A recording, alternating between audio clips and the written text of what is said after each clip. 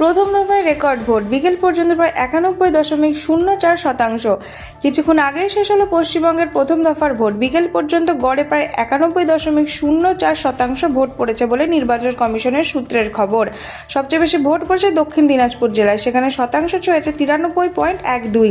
জেলা অনুযায়ী ভোটের হার আলিপুরদুয়ারে 88.74%, বাঁকুড়া 81.91%, বীরভূম 91.55%, কোচবিহার 92.07%, দক্ষিণ দিনাজপুর 93.12%, দার্জিলিং 86.49%, জলপাইগুড়ি 91.20%, ঝাড়গ্রাম 90.53%, কালিম্পং 81.98%, মালদা 89.56%, মুর্শিদাবাদ 91.36%, পশ্চিম বর্ধমান 86.89%, পশ্চিম মেদিনীপুর 90.70%, পূর্ব মেদিনীপুর 88.55%, পুরুলিয়া 87.35% এবং উত্তর দিনাজপুর 89.74%।